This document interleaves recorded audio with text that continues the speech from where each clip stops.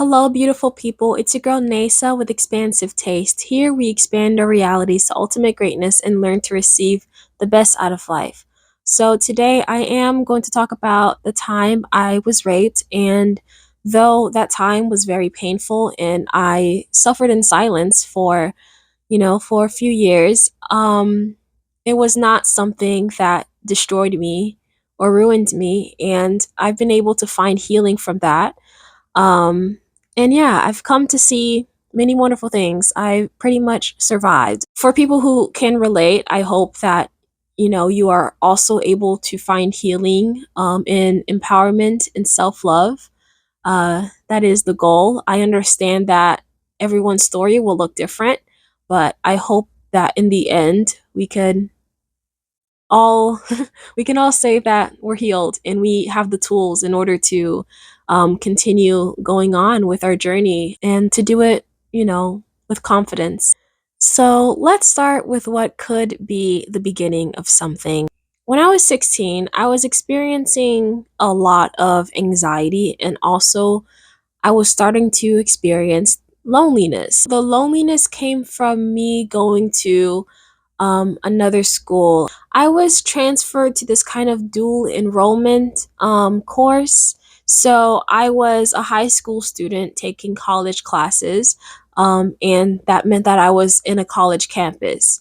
And being 16 amongst like older college students, like, it can sound fun, it can sound interesting, but the reality was, I had a hard time connecting to people. I was already someone who was like very socially awkward. I was very quiet. I mean, I still am very quiet and socially awkward, but especially then, being like a teenager on a college campus amongst other adults, it was a very lonely experience. It was very difficult to make friends, and I kind of just gave up because I couldn't relate. I couldn't find anyone to really have, I don't know, a lasting kind of meaningful relationship, friendship, or whatever. It just wasn't really working out the way, that would have been best for me or whatever.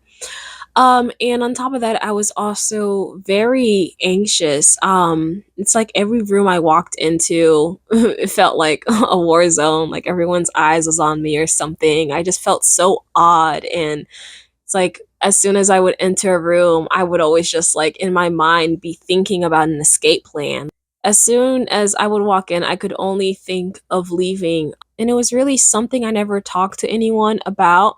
And I guess I just talked to myself about it, and I tried to come up with my own solutions. So I knew that I wanted connection, and I knew that I didn't want to be scared of life anymore. I just wanted to get out of my shell and try something that could be scary, that could be fun, that could provide me with some sort of connection. And I decided that, the quickest, easiest way for me to do that was to find a guy and lose my virginity. So that became my choice. I decided that I was going to lose my virginity, and it actually came to be a really easy task because all I did was go outside once. I left my house, and I already came across this one guy who lived in my neighborhood, who I used to go to the same middle school with, and I knew that he liked me at some point. Even I liked him at some point, but we just never, I guess, linked up in middle school. But I'm like 17 at this point, and now he's asking for my number, and I'm deciding, yeah, he's the one. We're gonna do this thing. And it was arranged. Lost my virginity to him. And then from then on, sex became a tool that I would use to not feel lonely and not feel anxious. So he and I became friends with benefits, and even that really wasn't enough because at some point, sometimes he wouldn't be available. And so I also felt like I needed to get a certain kind of attention, a certain kind of validation from others. And so I had other friends with benefits at that time. And yeah, but with me and the first guy, At some point, we came across an issue where we were having sex, but it was getting to be really uncomfortable for me. And I'm not going to get too graphic, but I did express that I was uncomfortable and he wasn't really listening to me. And finally, I said, hey, like, I can't. And I tried to walk away, and he didn't let me walk away. And he raped me. And in that moment that he penetrated me after I already expressed that I wanted to stop, I did freeze. It was a huge shock. I felt like God left me. Like I could feel like all the lights, all the things that were good in the world. It was just like it instantly, like, flip of a switch, it disappeared, and I knew that I was in hell. And it's like my body was in, or I was in three different places at the same time.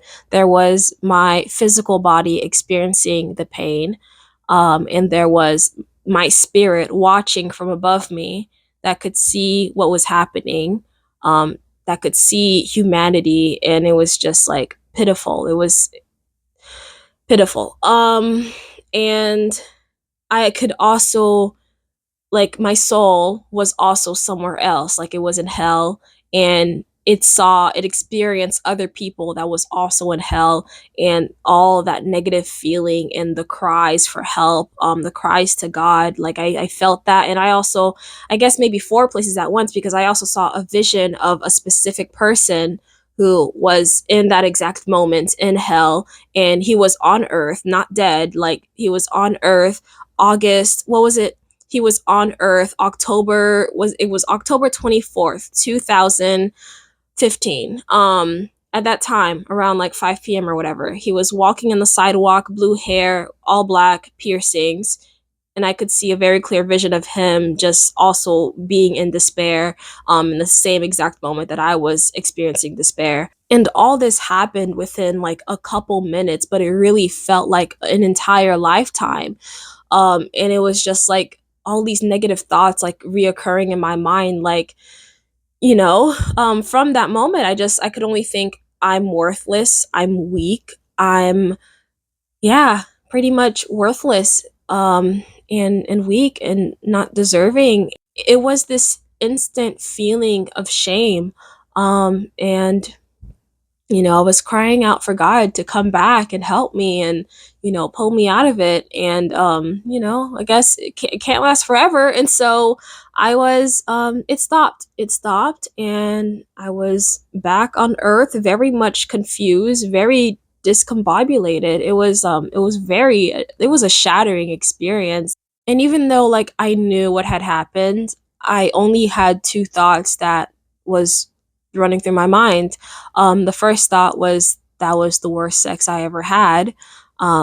Because I guess the word rape, it was something that took me years to be able to say. For the longest time, I couldn't think of the word rape or say it, or yeah, I couldn't identify with that word because it just felt, I didn't want to take ownership of that, because of this shame. I wanted to make it seem as small as it could have possibly been defined. Like I wanted it to not matter so bad, because I felt like in that moment I already felt so weak, and to admit that something like rape had happened to me, I felt like I was admitting to some sort of weakness. And the word victim, like I hated the word victim for so long, and it just made my skin crawl because it's a word that just made me feel so small. And the second thought that came to my mind was, he doesn't know he did something wrong. And it's weird because it's like I had this instant kind of forgiveness and grace like left for him, but I did not have that for myself. And really, when I think about it, like, of course he knows he did something wrong. That's not something that just happens. Like, I know when I was thinking about it years ago, I thought, oh, it just happened so quickly. How could he have known?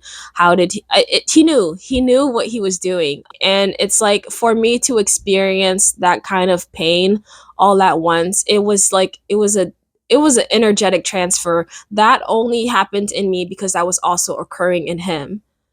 And so as I was getting dressed, he said the most bizarre thing. He looked me in the eye and he rubbed some salt on my wounds because he asked me, "What was wrong with you today?" And he said it with a smirk. "What was wrong with you today?" Like it was my fault that I wasn't just giving in. And yeah, it was I don't think I responded. I think I don't know. I just like I just walked away. I just went home. But yeah, for him to shift the blame onto me, like I feel like that was, his way of denying his wrong. And after this traumatic event, there was like this long thought process that occurred in my mind that some of you might relate to, but also if you are not understanding why, things like rape, it doesn't get reported. Um, I guess I could just like share with you all the thoughts that I've written in my book. It's in my book, Miss the Point. I talk about this. It's like kind of my testimony. So I'm reading starting at the page 151. In just my 2-minute walk back home after he raped me, I constructed a countless number of reasons as to why I shouldn't tell anyone. He doesn't know he did something wrong. He's only 17. He'll have no chance at a better way of life if I report this. He'll change. I can't be the one to send a black man to jail. I can't feed that statistic. He'll change. He didn't mean to hurt me. It just happened so fast and he took things a little too far, but it's okay. It wasn't that bad. He didn't beat me. It wasn't my first time sleeping with him. He didn't kidnap me and torture me for weeks. It wasn't that bad. And I'm stronger than that anyway. I'm not a victim. My life isn't ruined. I'm not ruined. This was just a not so good experience. I'm not traumatized. It wasn't that bad. I'm fine. I was just 20 steps away from my front door, and then my thoughts got interrupted by a phone call from my long distance best friend. "Hey, what's up?" I dully answer. "Hey, what's wrong?" she asked. "I just came from so and so's place, and the sex hurt." "What do you mean?" The sex hurt," is all I could say. "Oh, well, you need to get that checked." She assumed I was referring to the time I complained about a burning sensation after sex and told me to get tested for STIs. It turns out I was just having a sensitivity to latex condoms, but I didn't know it at the time. I don't remember the rest of that short conversation. I just remember that it ended right before I slid the key in and turned the doorknob. Then I made the decision to carry what happened to my grave. I thought of I thought up of more reasons to not tell anyone as I locked the door and climbed up the stairs. I can't tell my parents. I'm supposed to be a virgin. I can't talk to the police. I'd be too ashamed to make a case for this. Everyone would know that this 17-year-old whore had a fuck buddy, and we actually started that encounter consensually. I just got uncomfortable and decided I couldn't do it anymore. Maybe telling him it was hurting twice, telling him I couldn't do it anymore, walking away and saying no wasn't enough. Maybe he didn't hear me say no. What if I didn't freeze? Could I have fought off the over 6 foot tall football player? Or would fighting have made it worse? Would anyone in the courtroom take me seriously knowing that I decided to keep going even after I said the sex was hurting? Will they even believe that I ever wanted to stop? So and so didn't believe me, or he didn't care. Why would he anyway? I'm worthless. That's the only logical reason why he would do this. He made me feel worthless because that's what I am. My words don't matter. What I want doesn't matter. So it was at that moment that I decided that I was going to pretend like nothing happened. Yeah, and actually that very night I had homecoming dance and I went there and I had an amazing time. And it really it felt like a power move. Really, because earlier that day was so hurtful. But in that moment I was given the grace, given the opportunity to find a joyful moment. Yeah, I had so much fun at homecoming. And I danced with a lot of people and I moved my body in the way that I wanted to move it. Um, yeah, it was a very fun night and I'm very grateful for that experience. But of course, just because I was able to have fun one night, it didn't fix my problem. I was still trying to fix it myself because I had to pretend that I wasn't broken and that nothing happened, I actually was still sleeping with that guy. And it's like I wanted, through more experiences with him, I wanted him to disprove what he made me feel. Like I wanted, like, maybe to create good memories to erase the bad one. And it really wasn't working because it's like, I don't know, it just got maybe worse. It just got worse. I was constantly trying to chase this kind of validation, where I could feel like I was more than what he wanted from my body, where I was worthy of love and respect and just something, anything more than what he made me feel.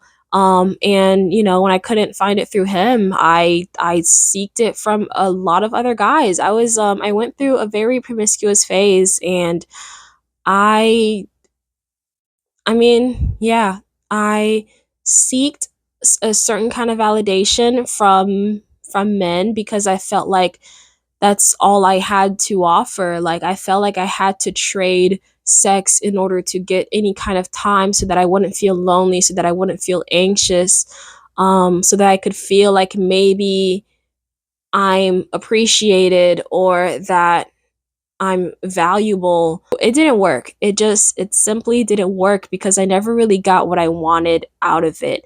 And in that moment, like, I was filled with so much self-hate, and I was convinced that God hated me, just as much as I hated myself. And I was crying myself to sleep almost every night.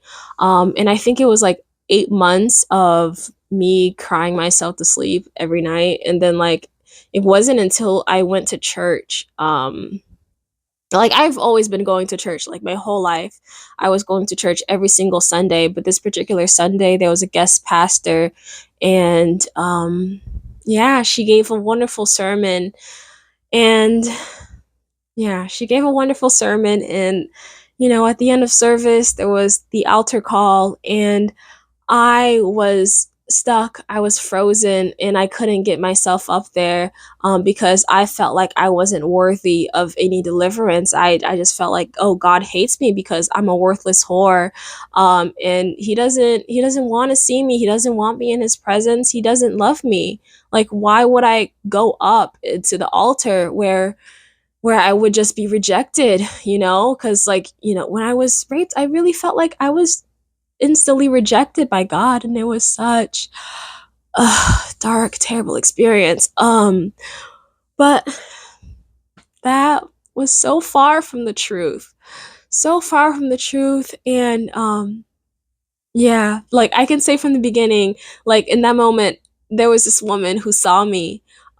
She was part of the guest pastor's team, and she walked up to me and she hugged me, and she brought me to the altar. And you know I want to sing this little song that I wrote, about this single event. It goes, I needed to be seen, thankfully our eyes meet, somehow you knew then to embrace me. In that moment I give in the fears, the doubts of what is near, I let go and stain your Sunday clothes. Thank you for being a super being. Yeah, I was just so grateful to her because, I wasn't able to walk up there myself, but she helped me in that moment. In that moment, God was seeing me through her, and she was moved to bring me to where I needed to be so that I could receive, so that I could be delivered. And the guest pastor, she prayed, and she had me do a little dance. She had me jump up and down, and I was crying. I was crying so much. And then she was given a blanket. And the blanket was thrown over me. And in that moment, I felt God's presence. And it had me fall over and fall to the ground, and I was crying. But oh my gosh, I was crying and wailing, but it was because I felt God's presence. It was because I felt how much God loved me in that one instant, and it was overwhelming.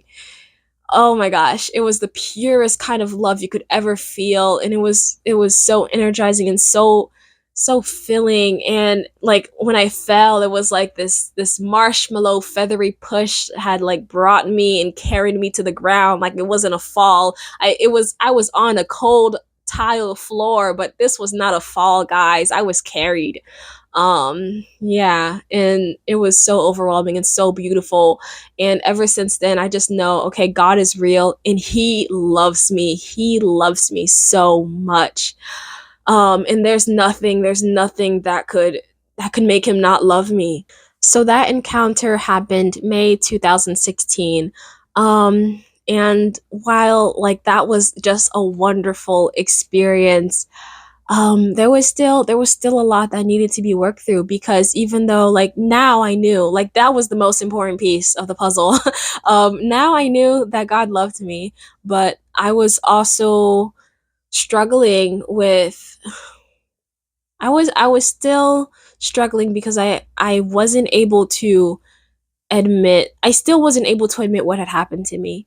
I still was trying to deny that I was hurt. And I didn't want to tell anyone, and I didn't even want to admit it to myself.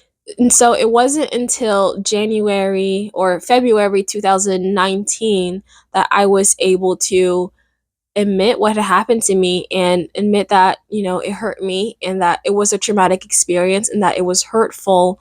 Um, and it happened because there had to be a last straw.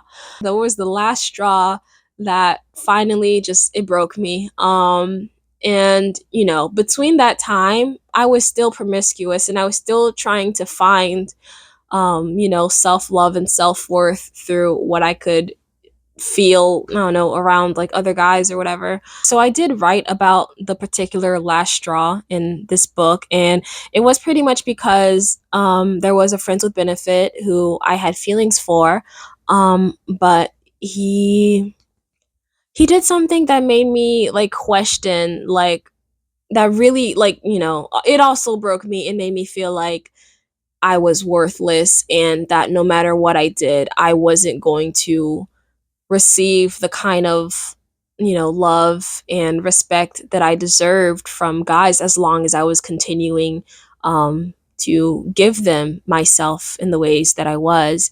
Yeah, pretty much what he did is like he requested, or he asked me for a green card marriage pretty much, and that just really hurt because I felt like, he was my friend, and in that moment he was just like really just trying to take advantage of me. um and yeah, so that was what actually got me to start thinking a lot about everything that I've been through, and start thinking about all all the negative thoughts that I was running from. Cuz I really was running from a lot, and I tried to always like put a smile on my face and have fun, and pretend like nothing was wrong. That was me. I pretended like nothing was ever wrong. And deep down I was just running. And so in that moment, like I let myself hit rock bottom. It was like an intense depression. But also in that moment, like before, I really had all the blame and all the shame on myself. But in that moment, I gave myself permission to hate the guy that raped me. And yeah, I was angry. I let myself be angry, and it was letting myself be angry and going through those, that era of depression. That's what I needed to experience. I needed to go through that to actually come out of that with a solution. And running away from it, pretending like everything was fine, it just prolonged the suffering. So little by little, I let myself feel anger and I let myself feel hate, and it wasn't all towards myself. I started telling people more and more about what happened to me. And as I spoke more and more about it, it became easier and easier to talk about. And the weight just kept falling off. All the shame, all the weight of that just kept falling off. And it came to a point where, you know, where it didn't hover over my mind like it did before. And through that process, I came to the conclusion, hey, like God loves me, and also I am worthy, and my words matter, and what I want matters. And so that became, part of my mission, to prove to myself that my words matter and what I want matters. And so I started to, focus more on what I wanted to do, what I wanted to say, what I wanted to share. And I started songwriting. And I started songwriting like in 2018. But that was one of those things that, like, I was able to write my stories through songs, and I continued on with that because I writing was extremely healing for me. Um, yeah, and it just reaffirmed that my voice matters. Even if I don't sing the most beautifully, I know that my words and my voice, it matters, and it needs to be heard, and it needs to come out of me. I spent so many of my years just being quiet and keeping to myself and never really sharing, never just not sharing anything, like not my voice, not my opinions, not yeah, not even conversation. Like, I was always someone who was just quiet and listening and not really participating. I was the observer, and I came to a point where it's like, no, I need to start speaking. And I've been practicing more and more doing that. But songwriting definitely became that tool for me, that power tool that I needed. And yeah, I had to start practicing this new belief that what I want also mattered, and I couldn't just be a people pleaser anymore. I had to, dig from within and find what was really important to me. And that meant at that moment that I had to drop out of college. I just didn't have the energy to pursue this degree when I was like, beginning this healing journey. And this journey where I would, self discover and find the things that were important to me, find my values, and work towards them.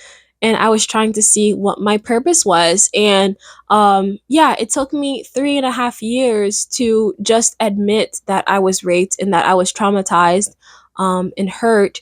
And then it took me another 3 years to go through a certain process where I could become a more well rounded individual, where I could be healed, where I could be empowered, where I could begin to embody my womanhood, and embody what it means to feel worthy. So within those 3 years, I was a ballroom dance instructor. I was pursuing a music career. I was working towards so many different things at the same time. And I was also experiencing like even more pain because I needed to go through another process where I could let go of another person that was very much harming me and giving me reason to believe that I wasn't worthy all over again.